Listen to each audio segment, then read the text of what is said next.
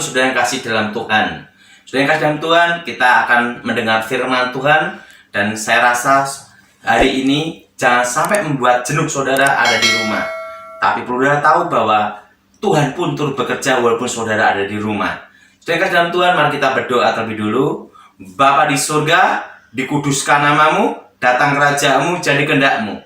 Berkati firman-Mu, aku percaya Tuhan Yesus melawat kami secara pribadi, dan lawatan Tuhan terjadi, dan kuasa Tuhan terjadi. Tuhan Yesus, nyatakan kuasa jamahan-Mu, supaya yang mendengarkan Injil ini diberitakan, bertobat, dan mengalami lawatan Tuhan secara pribadi. Dan nama Yesus Kristus dimuliakan. Haleluya. Amin. Nah, Shalom Feli. Shalom. Shalom saudara yang kasih dalam Tuhan. Kita mendengar firman Tuhan. Feli yang membacakan firman Tuhannya. Mari buka Alkitab kita ke Ibrani 11 ayat 1 sampai 3. Iman adalah dasar dari segala sesuatu yang kita harapkan dan bukti dari segala sesuatu yang tidak kita lihat.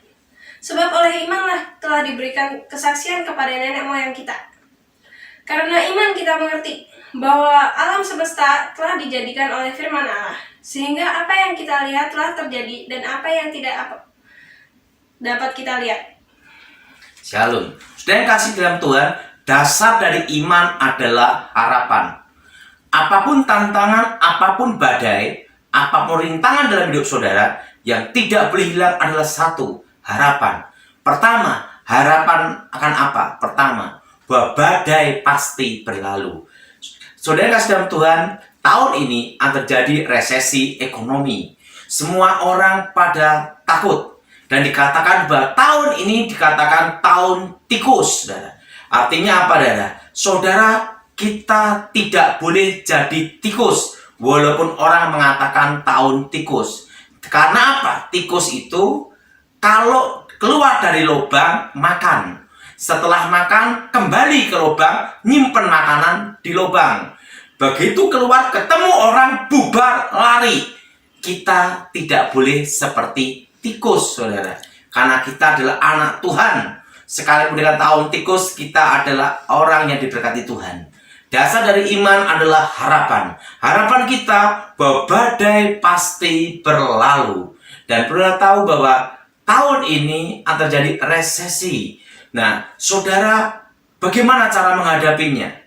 Pertama, saudara lakukan adalah satu, badai pasti berlalu. Saudara kelola tanah sebaik-baiknya.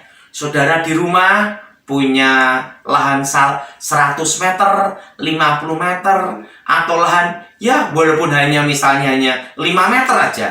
Saudara tanam pot-pot, tanam apa saja, saudara belajar dan tanamin. Entah itu bayam, cabai, apapun sayuran buah-buahan, saudara tanamin. Ingat saudara, kelola tanah sebaik-baiknya. Saudara ingat bahwa Tuhan punya rencana atas badai ini. Supaya apa? Supaya saudara lebih dekat dengan Tuhan. Saudara harus tetap berharap pada Tuhan. Dan ingat saudara, saudara bisa berkebun di rumah masing-masing. Pak, bagaimana kalau saya belum bisa beli tanah? Saudara punya rumah, saudara kontrak atau sewa, bisa di pot atau di polybag, tanamin pohon-pohon, tanamin sayur-sayuran buah-buahan. Dan ingat saudara, sudah belajar berkebun semua. Karena nanti harga makanan akan naik. Harga-harga makanan naik. Dan ingat, akan terjadi inflasi. Kalau kita perhatikan, tahun depan akan terjadi inflasi. Nah, inflasinya, ingat saudara, berapa persen saya tidak tahu. Tapi yang jelas, tiap tahun ada inflasi. Nah, sedangkan Tuhan pertama adalah badai pasti berlalu. Itu harapan kita. Dan yang kedua, dasar dari iman adalah bahwa Tuhan pasti pelihara kita. Nah, saudara, kita percaya bahwa di tengah krisis apapun di dunia, apapun yang terjadi di dunia ini, pasti Tuhan pelihara kita. Anak cucu orang benar tidak meminta-minta. Jadi saudara berharap dan percaya sama Tuhan.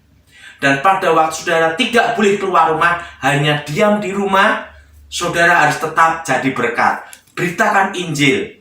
saudara bisa WA, bisa apapun, beritakan Injil. Jangan sampai saudara tinggal di rumah karena tidak ada kerjaan, saudara lari kemana-mana, serang sana, serang sini, komentar sana, komentar sini, tidak membawa berkat, saudara. Jadi siapapun yang mau dipakai Tuhan, siapapun yang menyampaikan firman Tuhan, siapapun penjahat yang bertobat, jangan dimusuhi, jangan diserang, justru didoakan, diberkati. Kalau seorang penjahat bertobat, berarti mengurangi kejahatan. Jadi kalau ada orang yang bertobat, saudara bersukacita, dukung dia, bagaimana dia bisa melayani Tuhan. Jadi saudara, selama engkau ada di rumah, jadi berkat. Hidupmu diberkati untuk memberkati. Hidupmu diberkati sehat bukan untuk menyerang, tapi untuk menjadi berkat. Pak, bila ada yang memfitnah saya, ada yang jelek-jelekin saya, ada yang ngata-ngatain saya, bagaimana sikap saya? Saudara justru bersyukur. Kalau ada orang fitnah saudara, ada yang iri sama saudara, ada yang menghakimi saudara, saudara harus bersyukur. Artinya saudara diperhitungkan. Ingat saudara, kalau orang tidak diperhitungkan, tidak ada yang membicarakan, tidak ada memfitnah. Saudara, orang miskin jarang difitnah. Karena apa? Mau difitnah ngapain? Dia tidak ada kelebihan atau potensi apapun. Jadi saudara, kalau kau difitnah, kau dicaci maki, ingat saudara, jangan membela diri. Kenapa saudara? Ingat, kita punya pembela yang agung, yaitu Tuhan Yesus. Kenapa kita tidak membela diri? Ingat saudara, Alkitab berkata, berkati lawanmu, berkati musuhmu. Jadi kalau ada yang menyerang saudara, mengkritik saudara, mengatai model apapun, diam. Bahkan diberkati, didoakan, supaya dia bertobat, supaya dia jadi berkat. Jadi saudara, dalam menghadapi corona ini, saudara jangan adu sakti. Wah, ada corona, datengin. Ingat, itu namanya adu sakti, saudara. Ingat, Alkitab berkata, jangan mendatangi pencobaan. Jadi ingat saudara, Yesus pada waktu dicobai, dia tidak mendatangi cobaan.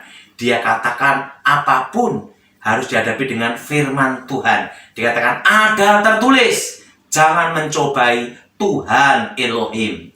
Saudara yang kasih dalam Tuhan. Jadi saudara, apapun dalam hidup saudara, ingat, jadi berkat untuk memberkati. Dan saudara, dalam corona, jangan adu sakti. Saudara hidup sehat, dan saya akan ajarkan kepada saudara bagaimana supaya hidup sehat. Nah, nanti saudara, saya akan ke kebun. Kebetulan saya ada kebun yang Tuhan percayakan saya untuk dikelola. Nanti tanaman-tanaman apa yang saya tanam, saudara, ada gunanya semua. Ingat saudara, apapun wabah, apapun virus, apapun penyakitnya di dunia ini, Tuhan sudah siapkan penyembuhnya dan penangkalnya. Artinya apa? Tuhan sudah menyediakan alam untuk menghadapinya, bahkan untuk mengalahkannya. Jadi saudara, apapun bakteri, apapun virus, apapun wabah, percaya Tuhan sudah siapkan penyembuhnya. Artinya apa? Tuhan bisa pakai alam, alam menyediakannya untuk kesembuhan saudara. Saudara, kita akan ke kebun, dan saudara perhatikan firman Tuhan, dan ingat, dasar dari iman adalah harapan. Apapun masalahmu, apapun tantanganmu, tidak boleh engkau 3S. Sedih, stres, stroke. Dan yang terakhir, yang keempat, selesai. Jadi bersukacitalah, karena hati yang gembira adalah obat. Kita akan ke kebun, saudara. Saya ada kebun, dan bagaimana mengelola kebun. Dan saudara, saya akan ajarkan kepada saudara bagaimana meminum ramuan, supaya selain kita ini mengandalkan Tuhan, kita harus juga jaga kesehatan. Dan ingat, jangan adu sakti. Haleluya. Amin. Saudara, pohon ini kalau buahnya itu satu pickup. Dari satu pohon satu pickup. satu pohon satu pickup. Nah, jadi ini pohon durian. Jadi kalau buah durian ini panen, saudara, itu kalau dikumpulkan satu pohon satu pickup mobil, saudara. Nah, ini saudara.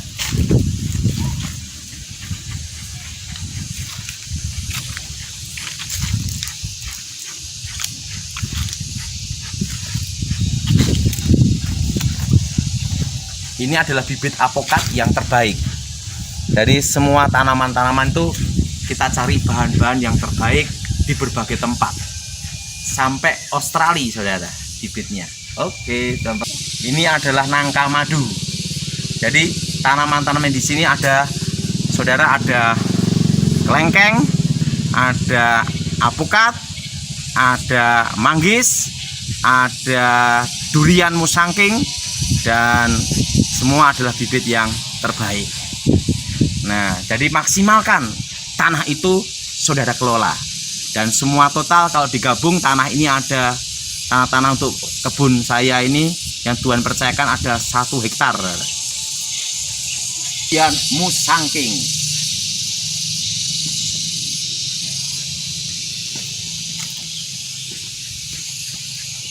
Ini lihatnya ini.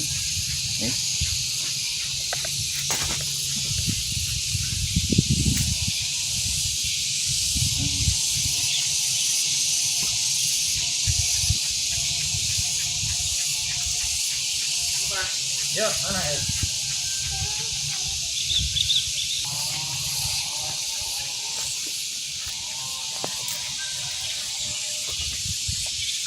Kasih dalam Tuhan, ini adalah tempat pembibitan. Jadi untuk membibitkan yaitu pohon-pohonan, yaitu apokat dan durian yang biji-biji buah yang terbaik. Nah, ini ada di sini, saudara. Nah, ini, nah sini, nah sini, nah ini, nah jadi ini adalah tempat pembibitan untuk pohon-pohon yang terbaik. Nah, bibit yang terbaik. Nah, kalau ada pohon yang jelek, apa yang harus dilakukan? Harus seperti ini, saudara. Nah,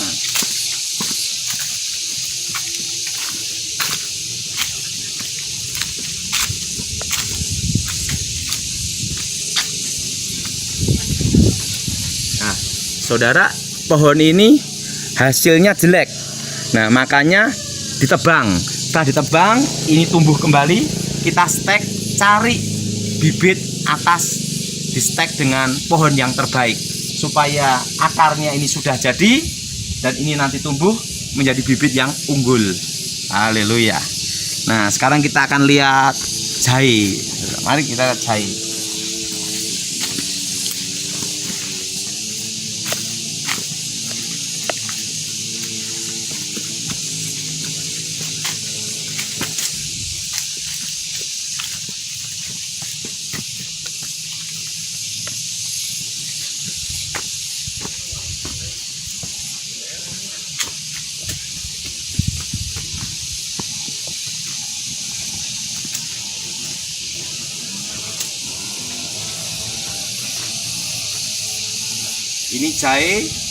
Ini jahe ini ditanam, saudara. Nah, ditanam jahe. Ini jahe ini baru ditanam. Nah, jahe ini, saudara, jahe ini harus bersama kencur. Nah, jahe kencur. Nah, itu kalau bagusnya jahe kencur sama dikasih lemon, itu diminum pada waktu mau tidur, pada waktu malam hari. Jadi kalau saudara misalnya panas-panas, matahari panas, minum jahe itu kurang bagus, saudara. Kenapa? Kepanasan, saudara. Udah panas, kepanasan, saudara. Lebih baik itu jahe itu diminum pada waktu mau tidur malam. Nah, semua jamu, semua tumbuh-tumbuhan yang untuk obat, untuk kesehatan manusia. Jadi saudara kalau minum jahe kencur, nah saya itu kasih lemon, saudara. Nah, lebih baik minumnya pada waktu mau tidur supaya khasiat dari jahe dan kencur itu kerja maksimal. Jadi lebih baik jahe kencur sama lemon itu untuk supaya kita fit, supaya daya tahan tubuh kita kuat menghadapi corona, Nah, itu waktu mau tidur minumnya itu. Haleluya. Kita akan belajar lagi tentang berkebun, saudara. Amin. Adalah pohon durian. Durian ini tingginya kira-kira hampir 15 meter. Ini. Dan kalau panen, ini satu pohon bisa satu pickup, kumpulkan semua. Dan ini adalah pohon pete, saudara. Ini pohon pete. Pohon pete tingginya kira-kira juga hampir 15 meter. Dan kalau panen satu pohon juga satu pickup. Jadi semuanya hasil dari kebun untuk saya kelola dan makan, minum, konsumsi untuk di rumah. Nah, sudah yang kasih dalam Tuhan, ini kebun untuk bayam. Bayam ini tidak ditanam secara khusus, tapi liar, sehingga bertumbuhnya cepat sekali. Jadi saya kalau makan di rumah, sayurnya dari kebun sini, bayam, saudara. Ini bayam. Bayam ini coba saudara lihat ini, saudara. Nih.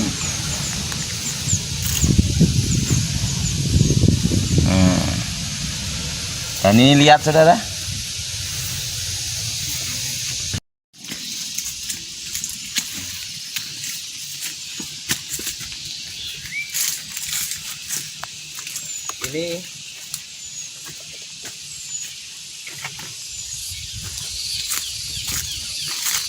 Ini adalah bibit apokat, namanya Abojila dari Australia. Ini kalau buah ini, saudara, minimal beratnya 1,3 kilo satu biji. Nah, saya minta temen untuk di Australia makan apokatnya, saya minta bijinya ditanam dan ini sudah tumbuh. Jadi saya kelola tanah itu sebaik-baiknya. Nah, haleluya. Nah, saudara, kita akan melihat dan tanaman-tanaman yang ditanam. Haleluya. Mari, saudara. Ya.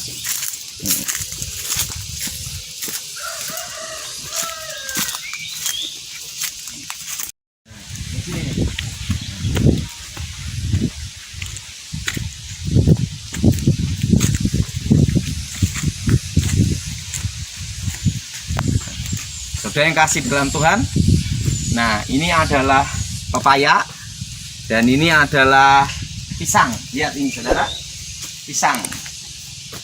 Nah, jadi sehari-hari saya setiap hari kalau setelah di rumah mengelola kebun dan setelah itu pelayanan.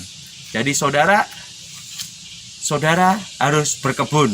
Apalagi sekarang, saudara, kita tidak boleh kemana-mana, tidak boleh ketemu orang, tapi kita bukan tikus, saudara, yang hanya cari makan keluar lubang, setelah itu ketemu orang kabur. Makanya saudara harus ada kebun supaya ada hiburan dan ada karya yang harus saudara lakukan. Nah, ini saudara lihat ini. Nah, ini. Nah, ini. Nah, dan ini, saudara, ini adalah tandon pupuk. Nah, kenapa harus ada pupuk? Nah, ini pupuknya adalah kotoran kambing dan kotoran sapi. Nah, nanti kita akan di peternakan sapi, tempat sapi-sapi yang saya ternak dan ada di peternakan sapi, saudara. Nah, jadi saudara, kalau pupuk langsung dikasihkan tanaman mati karena ada zat amonia dan zat-zat tertentu yang panas. Jadi pupuk itu harus dimasukkan ke dalam tandon ini kira-kira sampai 3 atau 5 bulan supaya mengalami proses fermentasi dan kotoran sapi atau kotoran kambing ini harus direndam air, saudara. Direndam air supaya netral semua. Nah, itu perlu waktu 3 sampai 6 bulan. Nah, setelah itu air dari pupuk ini disiramkan ke tanaman-tanaman. Nah, akhirnya tanaman jadi seperti ini, saudara. Jadi saudara harus betul-betul berkarya. Haleluya. Amin. Jalan nih. Nah, oke.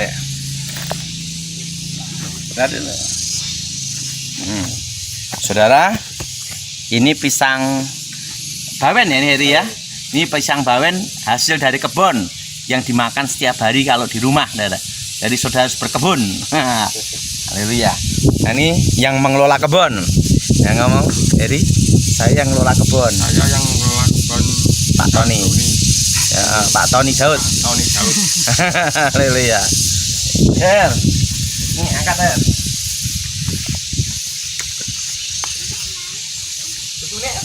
Ya, iya. Iya, iya. Gampang aja tinggal boleh. Ini nih. Nah. Saudara yang kasih dalam Tuhan, pada waktu manusia diusir dari Taman Eden, manusia berkebun dan berternak. Jadi basic dasar manusia diciptakan adalah berkebun dan beternak. Dan itulah yang bertahan menghadapi krisis. Nah, makanya saya pelihara sapi. Lihat sapinya, saudara.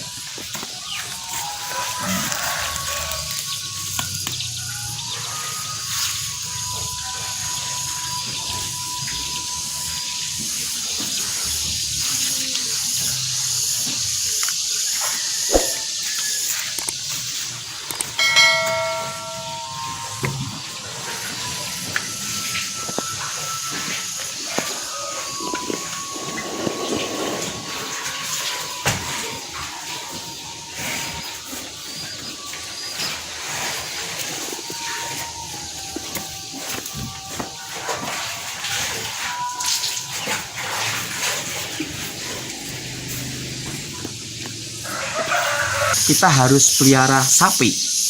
Nah, kotoran sapi untuk pupuk kebun. Nah, sedangkan makanan sapi yaitu rumput. Nah, ini rumput. Ini juga dari kebun tempat kita. Jadi, ibaratnya dari kita untuk kita, susunya untuk kita.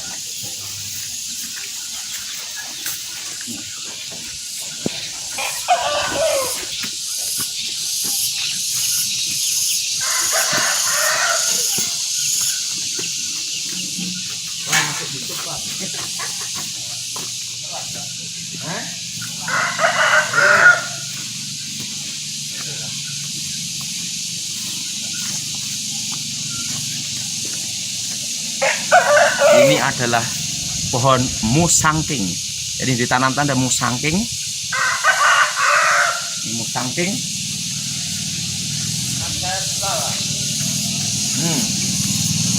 Ini adalah durian, tingginya 15 meter lebih. Oke.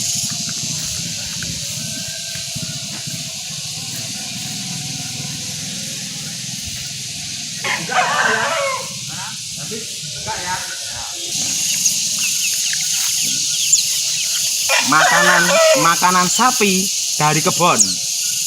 Nah, ini Pak Tono ini yang melihara sapi tempat saya. Jadi dari kebun untuk sapi, kotoran sapi untuk kebun. Semua adalah siklus. Negara kita adalah negara agraris. Kita harus bertani dan berkebun, berkebun dengan baik dan beternak. Oke.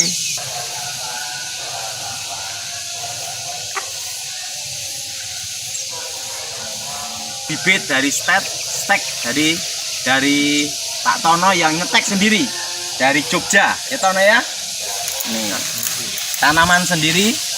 Jadi saya bikin pembibitan dari bibit sendiri untuk kebun sendiri. Bibit yang terbaik dan yang penyeteknya Pak Tono itu. Nih, sudah segini. Ini durian musangking dari Malaysia, tingginya hampir 4 meter.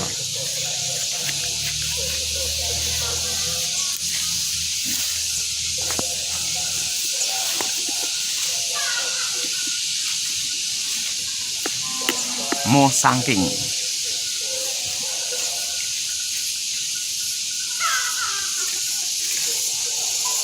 Dan saudara, ini adalah serai. Nah, ini kalau diminum yaitu pada waktu malam bersama jahe dan kencur. Nah, ini yang terbaik, harus diminum setiap hari saudara, untuk menjaga kita untuk melawan corona. Ini ada durian.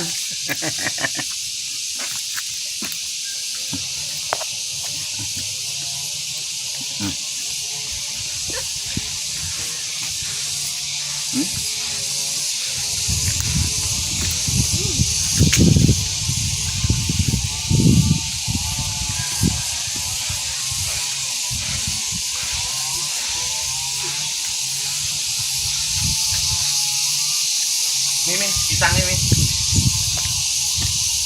Ini Mas.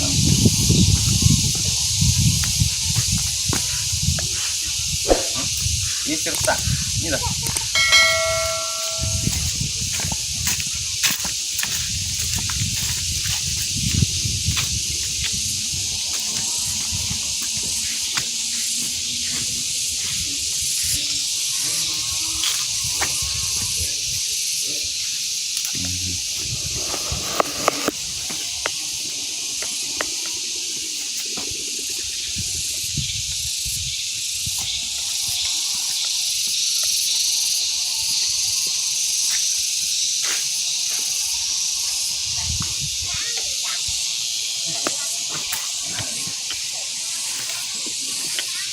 Kasih dalam Tuhan, negara kita adalah negara agraris.